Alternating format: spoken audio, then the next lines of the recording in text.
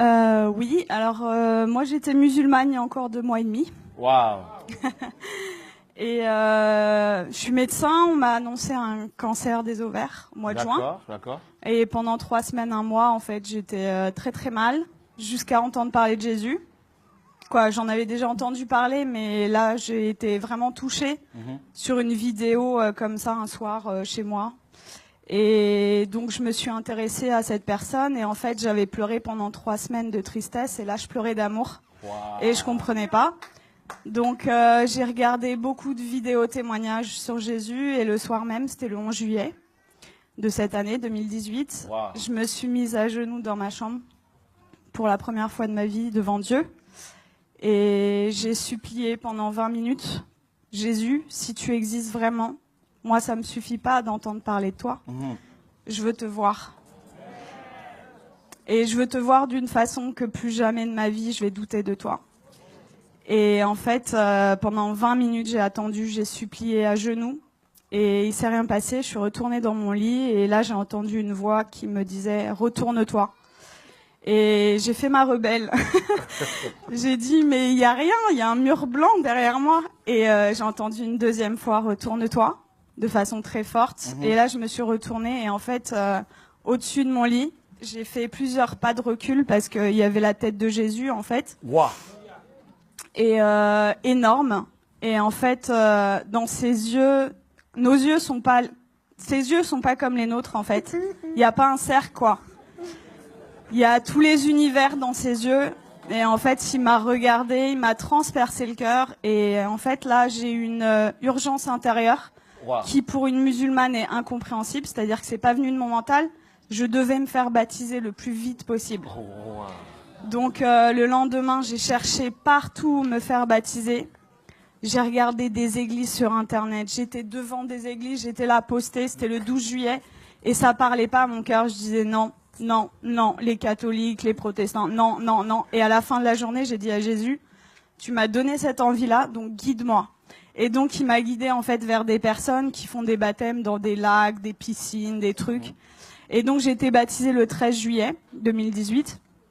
Et là, j'ai vraiment vu, parce que en fait, je suis médecin psychiatre, addictologue, et je croyais pas trop aux esprits, tout ça. Et là, j'ai vu des esprits sortir de moi, etc. Wow. Donc j'ai dit.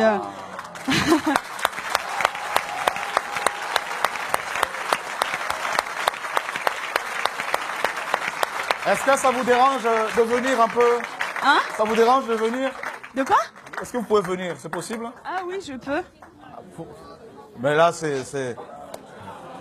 Quand on parle de Jésus ici, là... Wow! Jésus! Attends. Merveilleux, merveilleux, Dieu pour moi, tout-puissant, Créateur, prince de la paix, il me sauve, il me garde en lui à jamais. Merveilleux, mon sauveur, mon Dieu, mon Wow!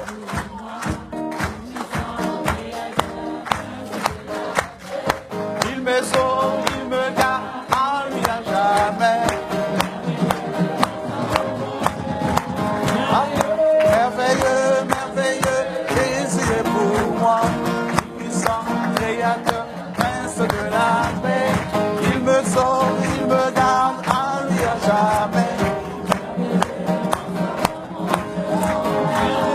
Merveilleux, merveilleux, Jésus est pour moi, tout puissant, créateur, prince de la paix.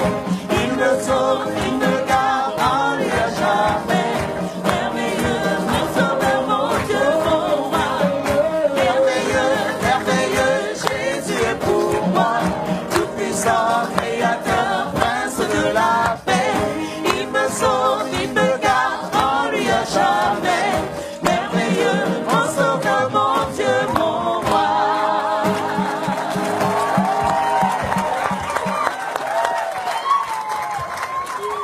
Wow. Donc je continue. Donc là, j'ai vu donc, des esprits sortir de moi et je rentre chez moi, c'était le 13 juillet. Et là, dans mon lit, je commence à parler une langue où je comprenais rien. Et là, je dis, mais qu'est-ce que c'est que ça? Et en fait, on m'a dit après, c'est du parler en langue. Mais chez les musulmans, ça n'existe pas. Donc moi, j'avais jamais entendu parler du parler en langue. Et ça a duré 3/4 d'heure, 1 heure. J'ai parlé une langue où je comprenais 0 mot. Et en fait, j'ai senti une énergie remonter de mon ventre. Et je prenais comme ça. Et je jetais, en fait. Ça a duré 3/4 d'heure, 1 heure. Et là, au bout de 3/4 d'heure, 1 heure, j'ai arrêté de parler. Et j'avais des douleurs depuis 4 ans, tous les jours. Et là, pour la première fois depuis 4 ans, plus aucune douleur.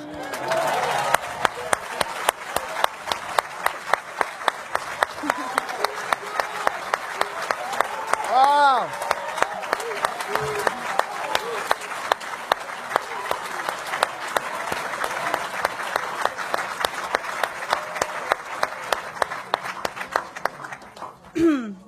Et donc là, j'ai dit, ok, je suis guérie, c'est bon. J'ai pris rendez-vous chez mon gynéco le 17 juillet. Et j'arrive et je lui montre les examens complémentaires, les marqueurs tumoraux, l'IRM pelvienne. Et il me dit, bon, écoutez, alors c'est une maladie très sévère. On va opérer, on va faire un traitement, etc. Et là, je le regarde avec le sourire et je lui dis, vous savez pas ce que je vais vous dire? Je suis guérie. Et là... Et là, il me dit, comment ça, je comprends pas. Il m'a écouté quand même parce que je suis médecin, j'ai un cabinet juste à côté de chez lui, quoi. Donc il savait que c'était pas n'importe, voilà. Et là, je lui dis, mais en fait, je suis guérie. Et il me dit, bon, parce que le déni en médecine, ça existe beaucoup. Il me dit, bon, allez, on va faire l'échographie. Et en fait, là, il me fait l'échographie et il était bouche bée. Donc, en fait, il passe sur l'ovaire gauche. Là, il me dit au ralenti, ovaire gauche normal.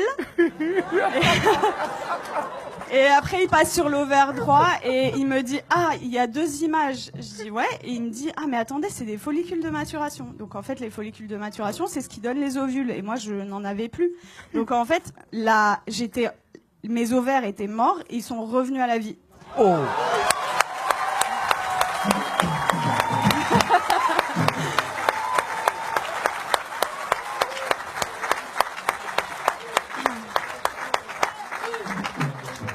Et là, il retire la sonde et il me dit, vous vous rhabillez, vous allez m'expliquer ce qui s'est passé. Et du coup, je lui raconte en gros que j'ai rencontré Jésus 6 jours avant, qu'il m'a guéri et tout. Et il me dit, bon, écoutez-moi bien. Moi, je crois en Dieu, donc je pense que c'est possible.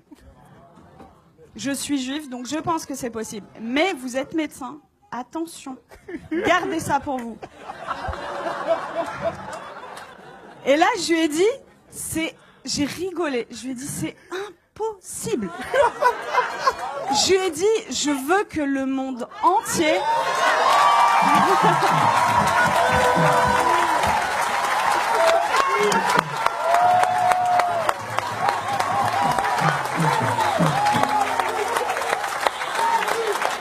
Jésus, Jésus, Jésus, Jésus, Jésus, Jésus, Jésus, Jésus,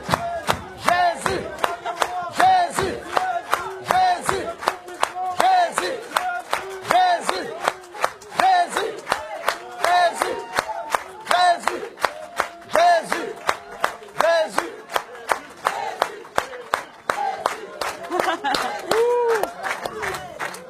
Je lui ai dit, je veux que le monde entier sache que Jésus est vivant. Et il m'a dit, bon, ok, et il m'a fait mon compte-rendu d'échographie, qui était normal, c'était un plaisir pur, et il me le rend, et là il me dit, est-ce que je peux vous faire la bise, au lieu de me serrer la main? Je dis, bien sûr. Et il me prend le visage, et il me dit que Dieu vous garde. Et en fait, ce que je raconte partout autour de moi, c'est, tout à l'heure, le frère disait que vous aviez vécu au Cameroun l'acte des apôtres. En fait, c'est ce que je vis tous les jours, quoi. Et c'est-à-dire que je travaillais que en cabinet, le Seigneur m'a amené à travailler à l'hôpital, aux urgences, et en fait, je vois des cas psychiatriques sévères. Et ma première garde après mon baptême, les infirmiers, le geste qu'ils ont fait le plus dans la nuit, c'était ça. Ils y croyaient pas, en fait. Il y avait que des miracles. Toute la nuit. Ils ont pas compris.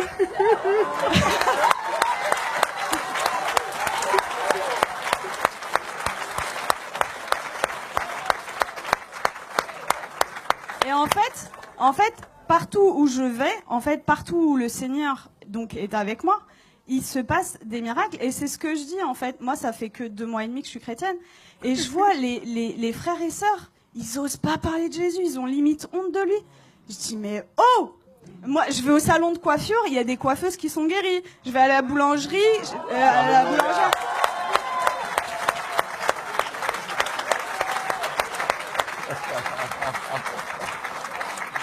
En fait, j'aime beaucoup cette expression. En fait, je dis que le Seigneur, c'est l'antidote à tout. Et le monde entier a le poison. C'est-à-dire qu'ils connaissent pas Jésus. Moi, j'ai 33 ans. J'ai attendu 33 ans pour qu'on me parle de Jésus. Mais attendez, mais moi, j'aurais voulu que quelqu'un vienne me parler de Jésus.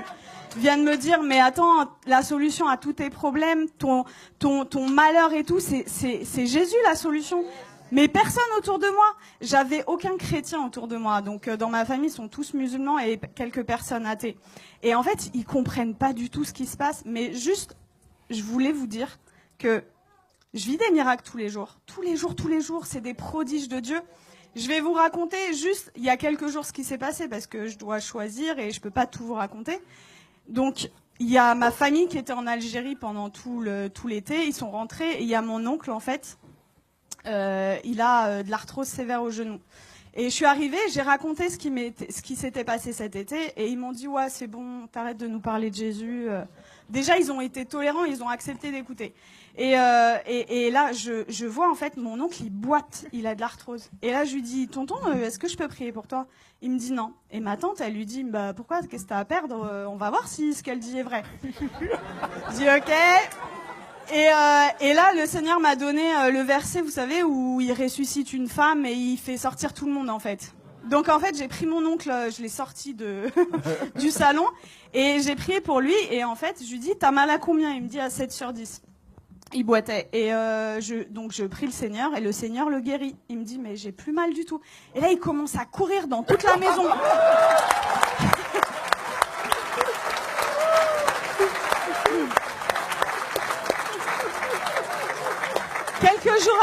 Quelques jours après, je retourne dans la famille et là, il me dit, Nermine, tu vas pas me croire, j'ai vu mon ophtalmo. En fait, il voit son ophtalmo 2 fois par an et pour son glaucome. Donc, le glaucome, c'est une maladie chronique, c'est à vie, c'est comme le diabète. Et il me dit, l'ophtalmo, il a pas compris, j'ai plus de glaucome. Il lui a dit, je peux pas t'arrêter les 2 traitements parce que voilà, mais j'en arrête 1 sur 2. La prochaine fois, s'il y a plus rien, on arrête le 2e, quoi. Et donc ça, c'était mon oncle et mon père qui a 80 ans, musulman depuis 80 ans. Waouh. J'ai été le voir, ça faisait très longtemps que j'étais pas allée le voir, au moins 6 mois, 1 an. J'ai été le voir jeudi dernier. Et en fait, je lui ai raconté ce qui m'est arrivé. Il a été guéri. J'ai prié pour lui. Il a été guéri de ses acouphènes, c'est des bourdonnements. Il avait depuis 10 ans plus d'acouphènes.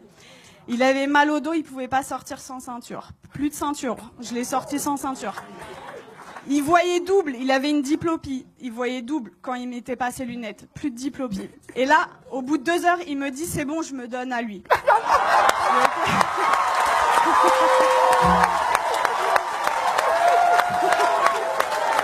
Jésus.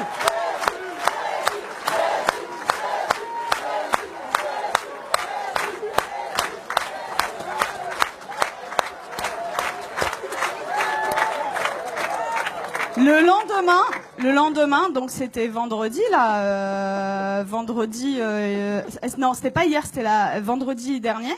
Vendredi, j'arrive, donc le lendemain, en fait là, il me dit, tout ce qu'on s'est dit là, t'oublies, c'était des bêtises, tu me parles plus de Jésus. J'étais choquée. Je dis bon, ok.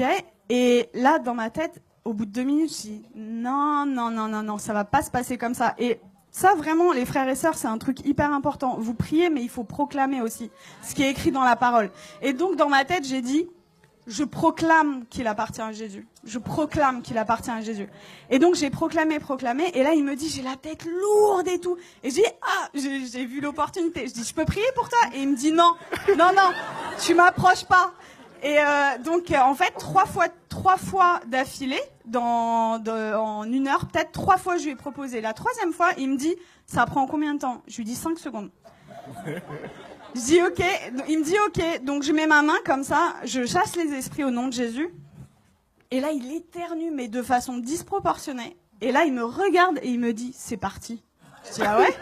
Et il me dit, tu crois que ça a un rapport avec ta prière? Je dis, bah totalement. Et du coup, on est reparti à parler de Jésus. Je l'ai sorti, on est parti manger ensemble. Ça faisait 20 ans, ça faisait 20 ans qu'on n'était pas sortis ensemble. Et en fait, je lui ai parlé du baptême dans l'après-midi. Et dans l'après-midi, il me dit, ok, je suis ok pour être baptisé. Donc là, j'étais là, j'ai dit, je vais te baptiser dans ma baignoire, mais je voulais pas le faire toute seule. Donc j'ai écrit à des frères et tout, oh, mon père, il veut se faire baptiser, qui sait? Et du coup, j'ai un frère qui est venu, et à 21h vendredi dernier, j'ai baptisé mon père.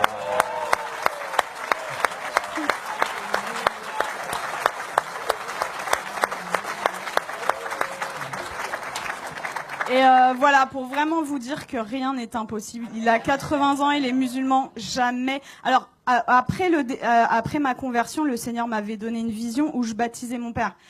Je disais, ok, Seigneur, mais waouh. Et en fait, ça s'est passé, quoi. Donc, vraiment, ne perdez pas espoir avec vos familles. Tout est possible. Pour nous, c'est impossible, mais pour le Seigneur, c'est possible. Et voilà, vraiment, votre vie, ça devrait ressembler au lac des apôtres, quoi. Donc vraiment, n'ayez pas honte de parler de Jésus. Qu'est-ce que ça va vous coûter? Vous passez à la boulangerie. Vous savez, moi, je suis dans ma voiture et même sur le périph', j'ai des gens. En fait, je loue le Seigneur. J'ai effacé toutes mes musiques du monde là et j'ai mis des louanges. Et donc je chante et tout, et même sur le périph', il y a des gens, ils passent sur le périph', ils me font comme ça, et moi j'ouvre ma fenêtre et je leur dis Jésus est la réponse. Et voilà, et en fait, ça franchement, si moi, en tant que médecin et venant d'une famille de musulmans, je prends le risque, vous qui avez votre famille, etc., qui croyez, mais osez quoi, parler de Jésus tout le temps, parce que voilà, j'ai une image qui m'était venue, c'est limite non-assistance à personne en danger, en fait, de pas parler de Jésus. C'est l'antidote des antidotes à tout, et vraiment, quand vous découvrez un antidote et que quelqu'un en face de vous a le poison, ben vous gardez pas l'antidote pour vous, quoi, c'est égoïste. Donc il faut le partager.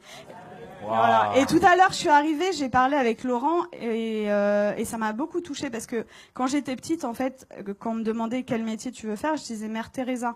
Et dans une famille musulmane, vous imaginez, et ils m'ont dit non, ça va pas être possible. Non, tu vas changer, tu changes. Et du coup, j'ai dit bon bah ok, je vais être médecin. Et en fait, c'est incroyable comment le Seigneur il est en train d'organiser les choses. Et du coup, quand Laurent m'a parlé d'orphelinat tout à l'heure, je sens que j'ai un appel fort Amen. Pour ça. Et voilà, on verra comment le Seigneur fait les choses. Mais voilà, Dieu vous aime beaucoup et croyez. Alléluia.